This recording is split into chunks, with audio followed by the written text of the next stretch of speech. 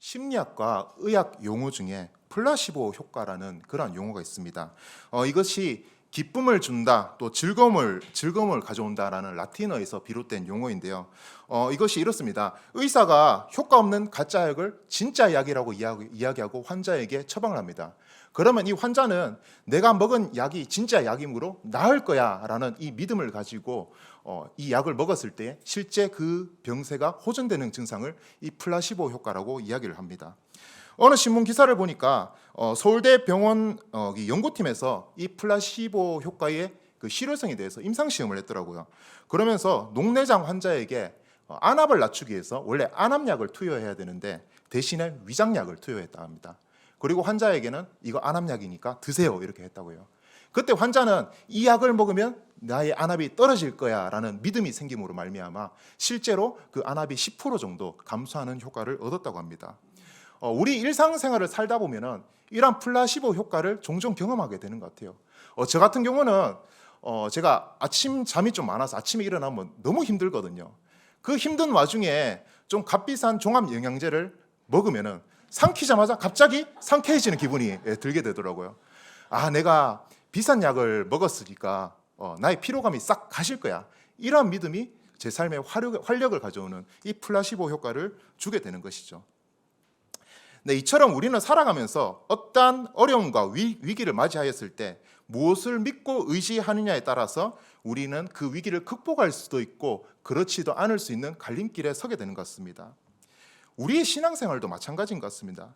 광야 같은 우리의 인생길을 걸어가다 보면은 우리는 의도치 않게 고난과 역경의 길을 걸어가야 합니다.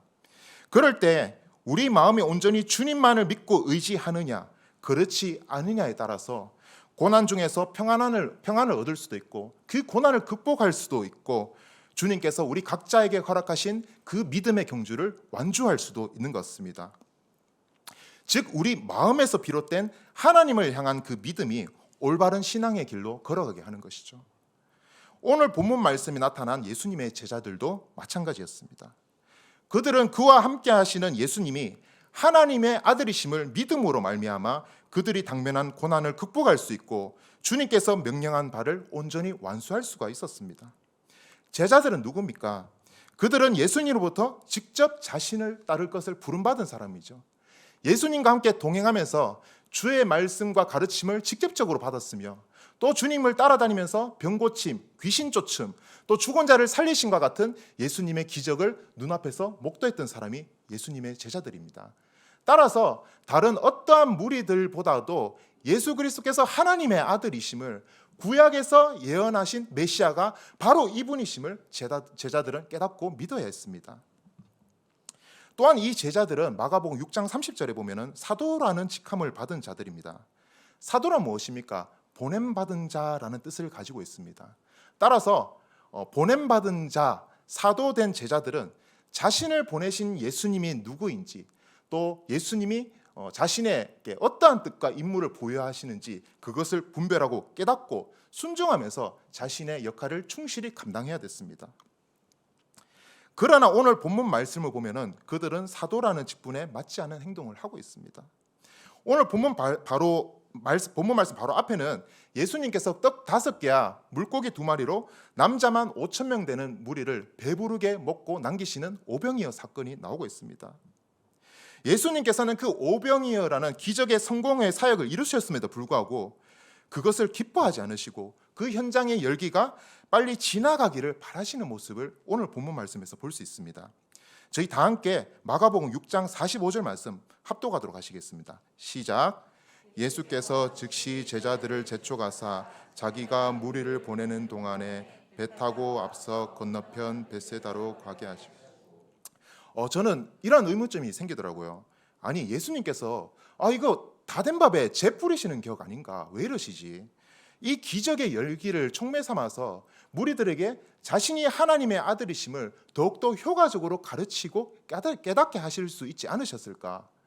또 남자만 5,000명 되는 그 엄청난 그 인파들을 질서 있게 다스리게 하기 위해서 제자들의 도움의 손길이 필요하지 않았을까? 오히려 예수님께서는 이 제자들을 재촉하사 건넌 마을로 보내시고 무리들을 스스로 해산시키는 모습을 보이고 있습니다. 예수님께서는 왜 이런 행동을 하셨을까요? 동일한 사건을 요한복음 6장 15절에서 사도 요한은 이렇게 설명하고 있습니다. 저희 다 함께 요한복음 6장 15절 말씀 합독하도록 하시겠습니다. 시작.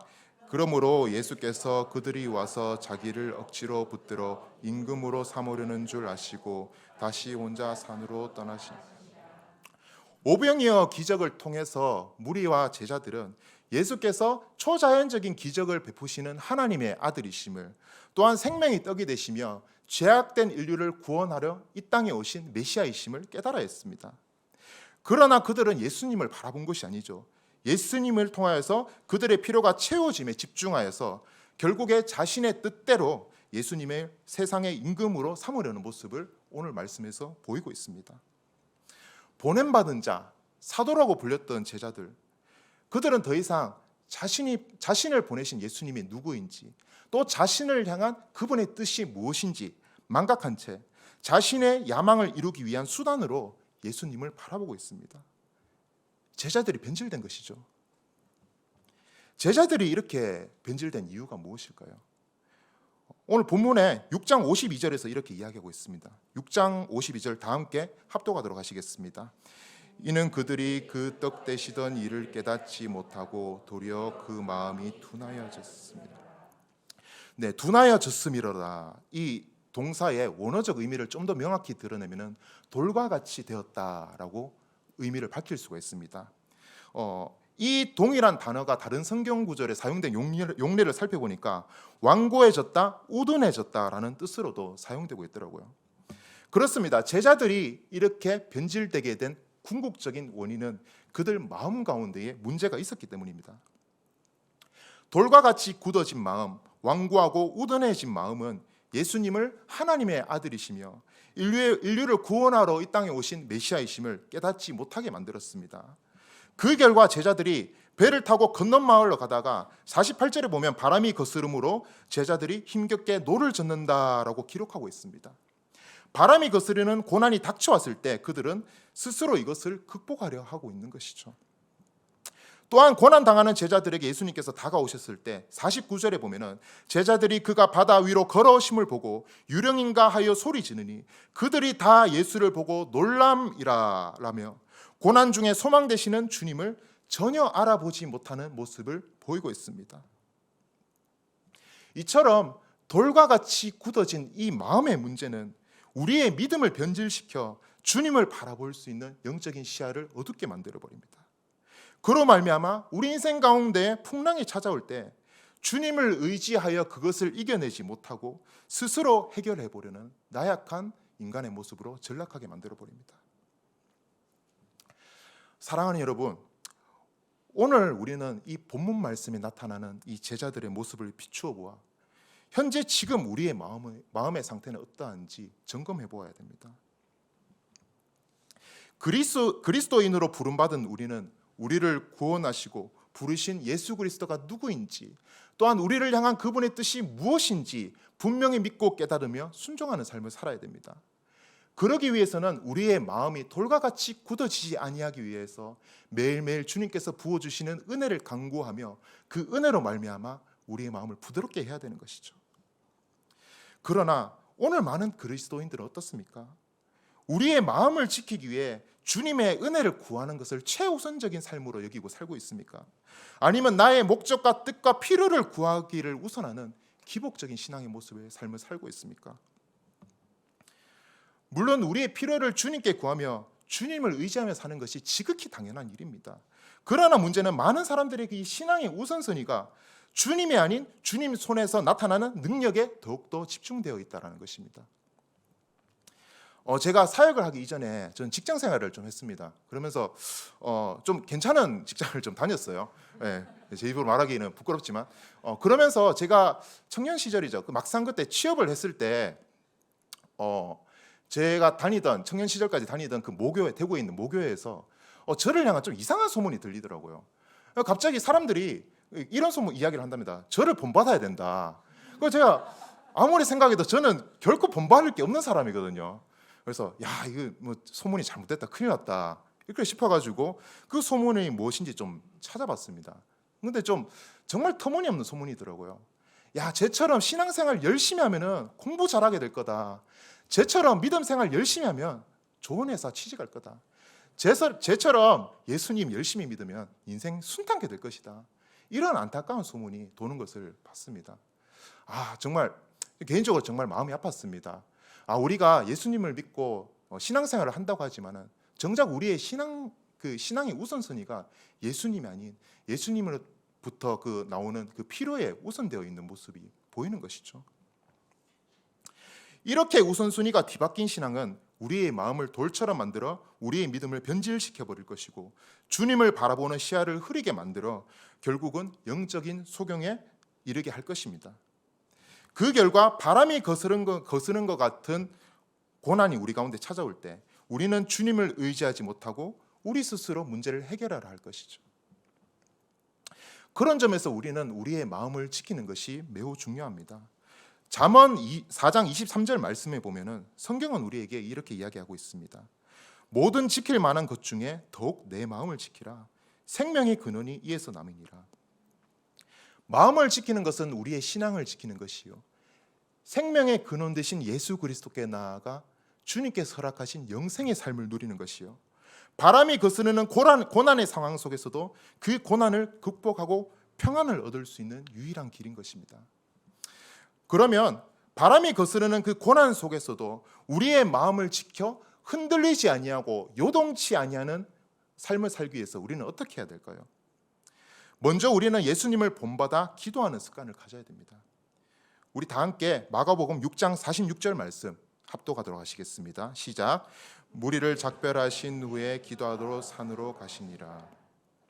무리를 보내신 예수님은 제자들에게 곧장 가지 않으시고 홀로 산에 기도하러 가셨다라고 기록하고 있습니다.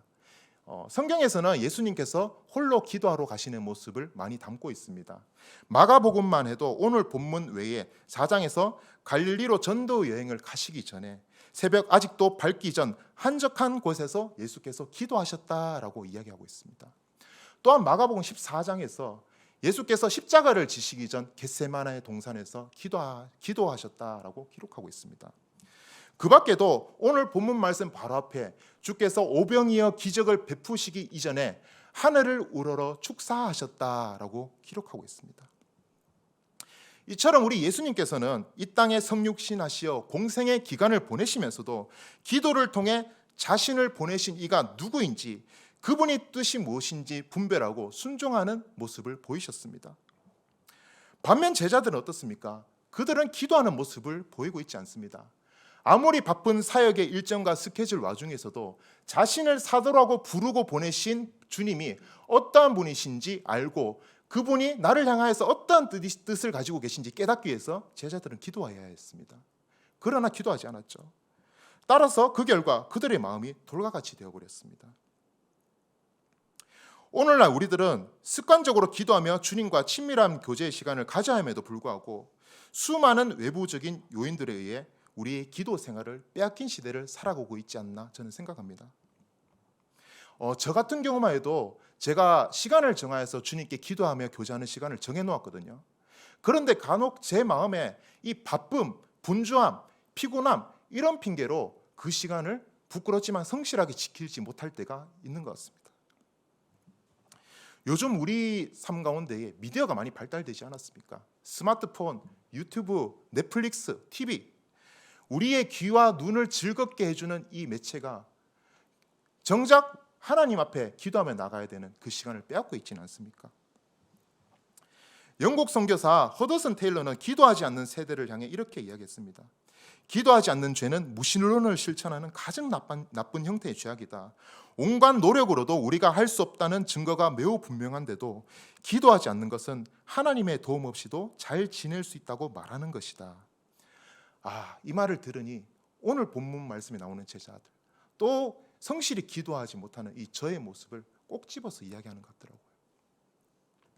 바쁘다는 핑계로, 피곤하다는 핑계로, 무엇을 보고 어디 간다는 핑계로 우리의 기도 생활이 끊어지게 된다면 그것은 하나님을 믿는 신앙생활이 아니요 세상을 믿는 것이고 우리의 뜻과 우리의 힘과 우리의 방식을 더욱더 의시하는 불신앙의 모습임을 우리는 기억해야 됩니다. 따라서 우리는 돌이켜 예수님을 본받아 기도하기를 힘써야 합니다. 예수님께서는 습관처럼 기도하셨습니다. 누가복음 22장 39절에 보면은 예수께서 나가사 습관을 따라 감난산에 가시매 제자들도 따라갔더니라고 기록하고 있습니다. 또한 예수님의 기도의 시작은 항상 아버지여라면서 자신을 보내신 하나님 아버지를 바라보는 기도를 하셨습니다. 주님께서 우리 가운데 기도를 가르쳐 주실 때에도 하늘에 계신 우리 아버지를 최우선적으로 바라보며 그분을 알아갈 것을 강조하셨죠. 또한 예수님의 기도는 자신의 뜻이 아닌 하나님 아버지를 구하는 기도였어요. 아버지의 뜻을 구하는 기도였습니다. 잡히시기 직전 고난을 피하고 싶은 그 근심 중에서도 예수께서는 이렇게 기도하셨죠. 만일 아버지의 뜻이거든 이 잔을 내게서 옮기시옵소서. 그러나 내 원대로 마시옵고 아버지의 원대로 되기를 원하나이다 라고 기도하시며 하나님의 뜻을 구하기를 노력하셨습니다. 그 결과 어떻습니까? 그분께서는 십자가의 고난과 죽음이라는 바람이 거스르는 그 상황에서도 그 마음을 지킬 수 있었고 하나님 뜻에 순종하여 십자가에 달려 죽으시는 죽음을 선택하셨습니다. 이로 인해 오직 믿음으로 말미암아 구원을 얻게 되는 새롭고 산 길이 우리 가운데 열리게 되지 않았습니까? 사랑하는 여러분, 우리 또한 기도하시는 예수님을 본받아 습관을 쫓아 기도하며 우리 마음을 지키고 오직 주님만을 바라보아 주님 뜻대로 살아가는 저와 여러분 되시기를 소망합니다. 우리 마음을 지키기 위해 두 번째로 우리가 기억해야 될 것은 주님이 우리와 함께 하신다라는 믿음 안에 서 있어야 됩니다. 저희 다 함께 마가복음 6장 47에서 49절까지 말씀 합독하도록 하시겠습니다. 시작. 저물매 배는 바다 가운데 있고 예수께서는 홀로 무태에 계시다가 바람이 거스름으로 제자들이 힘겹게 노젓는 것을 보시고 밤 사경쯤에 바다 위로 걸어서 그들에게 오사 지나가려 하시매 제자들이 유령인가 하여 소리 지르니. 네, 대부분 어부가 직업인 이 제자들에게 바다는 아주 익숙한 장소였죠. 홈그라운드였죠. 수십 년간 어부 생활을 하면서 수많은 풍랑을 만났을 것이며 죽을 고비를 넘겼을 것입니다. 그들은 그가 쌓은 경험과 내공을 바탕으로 이번에도 그들을 거스르는 바람을 스스로 해결하려 하고 있습니다. 여러분, 우리도 일상을 살다 보면은 바다와 같은 우리 인생 거스르는 바람을 만나길 마련입니다. 그때 여러분들은 어떻게 그 고난을 극복하며 나가십니까? 누구를 바라보며 누구를 의지하며 그것을 헤쳐나가십니까? 저에게 두 딸이 있습니다. 6살, 4살 두 딸이 있거든요. 그중에 4살 난 두 딸이 요즘 가장 많이 하는 말이 있어요. 내가 할 거야! 이런 말 진짜 많이 하거든요. 자기가 다 한대요. 무엇이든지. 그러면서 제가 지난주에 휴가 기간이라서 그 여행을 좀 다녀왔는데 얘가 그 차에 올라타서 이제 카시트에 앉아서 그 안전벨트 매는 것까지 다 내가 할 거야 라고 계속 고집을 부리더라고요. 그러면서 그 작은 애가 그 끼렁끼렁 차에 기어 올라서 억지로 카시트에 앉는데 뒤에서 제가 보는데 그 마음이 너무 불안하더라고요. 그러면서 제가 그 국률한 시선으로 이렇게 생각했습니다. 쟤 저러다가 다칠 것 같은데 저거 혼자 못할 건데 저거 내가 도와줘야 될 건데. 힘겹게 노젓는 것을 보신 그 제자들을 보신 예수님의 마음, 이런 것이 아닐까 저는 그렇게 생각합니다. 얘들 스스로 이거 못 헤쳐나갈 건데, 얘들 다칠 건데 나의 도움 필요할 건데. 이러한 제자들을 국률하게 보신 예수님, 밤 사경에 그들에게 다가오시죠. 그러나 마음이 어두워진 이 제자들, 그 다가오신 주님을 알아보지 못합니다. 오히려 더욱더 큰 두려움에 빠지게 되죠. 이 밤사경이라는 이 시간은 날이 새기 직전 가장 깊은 어둠을 나타내는 시간입니다. 시간적 표현일 수도 있지만은 제자들 영혼 또한 주님을 알아보지 못하는 빛 한 점 없는 칠흑 같은 어둠의 상태라는 것을 나타내는 표현이죠. 오늘날 많은 그리스도인들도 예수님이 그들에게 찾아오셨음에도 불구하고 밤사경, 칠흑 같은 어둠에 사로잡혀 주님을 알아보지 못하는 사람이 얼마나 많은가 생각하게 됩니다. 교회는 다니는데, 예배는 드리는데, 신앙생활을 하는데 우리에게 찾아오신 주님을 만나보지 못하고 여전히 인생에 해결되지 않는 풍랑 가운데에 방황하고 두려워한 이들이 많지 않습니까? 여러분, 그러나 그러한 그러한 이들에게 주님께서는 찾아오셔서 이렇게 말씀하십니다. 요한계시록 3장 20절 말씀을 보면은 볼지어다 내가 문 밖에 서서 두드리노니 누구든지 내 음성을 듣고 문을 열면 내가 그에게로 들어가 그와 더불어 먹고 그는 나와 더불어 먹으리라. 여러분, 우리 주님 어떠한 분이십니까? 깊은 어둠에 사로잡혀 주님을 알아보지 못하고 두려워한 이들에게 찾아오셔서 문 밖에 서서 두드리고 계시는 분이 우리 주님이십니다. 따라서 우리는 우리의 마음의 문을 두드리고 계시는 예수님을 우리의 마음의 중심으로 모셔 주님의 주인 되는 삶, 주님과 함께하는 삶을 살아가야 됩니다. 밤 사경이라는 칠흑 같은 어둠도 새벽이 찾아오고 아침이 밝아오듯이 주님을 우리 마음 중심 가운데 모실 때에 참빛 대신 예수 그리스도가 우리와 함께 하심으로 말미암아 우리 가운데 있는 모든 어둠 사라지고 거센 바람에도 흔들리지 않는 믿음을 가지게 될 것입니다. 또한 오늘날 주님께서는 우리에게 특별히 성령으로 우리 안에 거하시며 우리와 함께 하십니다. 로마서 8장 26절 말씀을 보면 이와 같이 성령도 우리의 연약함을 도우시나니 우리는 마땅히 기도할 바를 알지 못하나 오직 성령이 말할 수 없는 탄식으로 우리를 위하여 친히 간구하시느니라 라고 기록되어 있습니다. 연약한 우리를 위하여서 말할 수 없는 탄식으로 친히 간구하시는 성령님께서 우리의 마음을 조명하시어 우리의 인생 예수 그리스도를 바라보게 하시며 하나님 아버지께로 우리 삶을 인도하고 계십니다. 뿐만 아니라 고난 중에서도 담대히 주님을 따를 수 있고 두려움 없이 믿음의 길 걸어갈 수 있는 담력을 허락하여 주십니다. 제가 참 마음이 어렵고 힘들 때마다 제가 자주 부르는 찬송가가 있습니다. 찬송가 191장 내가 매일 기쁘게라는 찬송가입니다. 저는 그중에 3절이 너무 좋더라고요. 이 3절 가사를 보면은 나와 동행하시고 모든 염려하시니 나는 숲의 새와 같이 기쁘다. 내가 기쁜 마음으로 주의 뜻을 행하면 주의 영이 함께함이라. 성령이 계시네 할렐루야 함께하시네. 좁은 길을 걸어도 밤낮 기뻐하는 것 주의 영이 함께함이라. 사랑하는 여러분, 비록 우리가 좁은 길, 험한 길을 걸어간다 할지라도 주님의 국률한 시선이 언제나 우리를 향하시고 성령께서 우리와 함께 하신다는 확신 안에 굳게 서게 되는 저와 여러분 되시기를 소망합니다. 우리의 마음을 지키기 위해 마지막으로 우리는 말씀 앞에 머무는 삶을 살아가야 됩니다. 오늘 본문 말씀 6장 50절에서 51절까지 말씀 다 함께 합독하도록 하시겠습니다. 시작.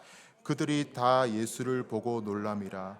이에 예수께서 곧 그들에게 말씀하여 이르시되 안심하라 내니 두려워하라 말라 하시고 배에 올라 그들에게 가시니 바람이 그치는지라 제자들이 마음에 심히 놀라니. 무리를 걸어오신 예수님을 알아보지 못하는 제자들에게 예수님께서는 찾아오셨습니다. 예수님께서는 말씀하셨습니다. 그들을 꾸짖거나 책망하지 아니하시고 안심하라 내니 두려워 말라라고 말씀하시죠. 예수님께서는 말씀으로 자기 자신을 밝히 드러내는 분이십니다. 내니, 내다, I am. 요한복음을 보면 예수님께서 동일하게 내다라는 말씀으로 자기 자신이 하나님의 아들이심을 선언하는 내용이 7번 등장합니다. 나는 생명의 떡이다, 세상의 빛이다, 양의 문이다, 선한 목자다, 부활이고 생명이다, 길이요 진리요 생명이다, 참 포도나무다. 그렇습니다. 말씀이 육신되어 우리 가운데 거하신 예수님은 지금도 여전히 기록된 말씀으로 자기 자신이 하나님의 아들이심을 드러내고 계십니다. 따라서 우리가 말씀을 읽으며 주 앞에 나아갈 때에 말씀 안에 거하시는 예수님이 어떠한 분이신지 우리는 분명 알고 믿을 수가 있습니다. 또한 예수님께서 말씀으로 우리 가운데 참 평안을 주시는 분이죠. 안심하라 두려워 말라 제자들에게 말씀하셨죠. 그리고 예수께서 그 배에 오르실 때에 바람이 잠잠해지는 평안이 이르렀습니다. 온 천지 만물을 말씀으로 지으신 우리 주님이 그 말씀으로 우리 심령 가운데 거하실 때에 그 말씀의 능력으로 말미암아 우리 삶을 평안케 하실 것입니다. 요한복음 14장 27절에서 예수께서 이렇게 말씀하셨습니다. 평안을 너에게 끼치노니 곧 나의 평안을 너에게 주노라. 내가 너에게 주는 것은 세상이 주는 것과 같이 아니하니라. 너희는 마음에 근심하지도 말고 두려워하지도 말라. 사랑하는 여러분, 우리의 인생의 바다가 잠잠해지는 참 평안을 얻기를 원하십니까? 예수님께서는 분명히 말씀하십니다. 그 평안, 세상에 있는 것이 아니라 바로 나에게 있는 것이다. 그러므로 우리는 우리에게 참 평안을 주시는 예수께 나아가기 위하여 주의 말씀 앞에 머무르기를 힘써야 합니다. 제가 이전 삶을 뒤로 하고 신학교를 가기로 결정했을 때 막상 이걸 선택해 보고 나니까 너무나 큰 두려움이 저를 누르는 것을 발견했습니다. 재정적인 문제, 또 미래의 불분명함, 그 다음에 자녀는 어떻게 길러야 될지, 이러한 두려움들이 주님을 바라보지 못하게 하고 제 앞에 맞닥뜨린 그 풍랑을 바라보게 하더라고요. 그럴 때마다 제가 다시금 평안을 얻고 제 마음 가운데에 믿음이 회복되고 다시금 주님 부르심의 길을 담대히 걸어갈 수 있었던 원동력은 주님께서 제게 주신 약속의 말씀 안에 거하였을 때입니다. 시편 1편에서 시편 기자는 복 있는 사람은 오직 여호와의 율법을 주야로 묵상하는 사람이라고 이야기를 합니다. 또한 그러한 사람은 시냇가에 심은 나무와 같아서 철을 따라 열매를 맺으며 잎사귀가 마르지 않는 형통한 사람이라고 이야기하고 있습니다. 우리의 신앙, 주님 말씀 안에 온전히 뿌리 내릴 때에 우리의 마음은 시냇가에 심은 나무와 같아서 마르지 아니하고 주님의 의의 열매로 풍성해지는 형통한 인생을 살아가게 되는 것을 여러분 기억하시기 바랍니다. 말씀을 마무리하고자 합니다. 거스르는 바람에 주님을 바라보지 못하고 스스로 난관을 극복하려 했던 제자들, 그들의 문제의 근본적인 원인은 그들의 마음의 문제가 있었기 때문입니다. 돌과 같이 굳어진 마음으로 우리는 주님을 바라볼 수 없습니다. 우리의 마음이 주의 은혜로 흡족해 되고 부드럽게 되기 위해 우리는 습관적으로 기도의 자리에 나아가 주님을 바라봐야 됩니다. 또한 우리를 언제나 바라보시는 주님의 시선을 의식하고 그분께서 지금 우리와 함께 하신다는 믿음 안에 우리는 서 있어야 됩니다. 마지막으로 말씀 앞에 머물기를 힘써 우리 주님이 어떠한 분이신지 알고 믿고 깨달아 주님 주시는 참 평안으로 충만케 되어야 됩니다. 우리가 오늘 수요일이니까 한 주의 반을 살았습니다. 또 내일부터 또 남은 한 주의 반을 살아가게 될 것입니다. 우리 인생 가운데에 우리를 거스르는 바람이 찾아올 수도 있죠. 여러분, 그러나 그럴 때 우리의 마음을 지키십시다. 주님의 손이 아닌 주님의 얼굴을 구하는 삶을 살아가십시다. 주님만을 바라보며 주님만을 의지하는 믿음으로 흔들리지 아니하고 주님과 함께 담대히 믿음의 길 걸어가는 저와 여러분 되시기를 간절히 소망합니다.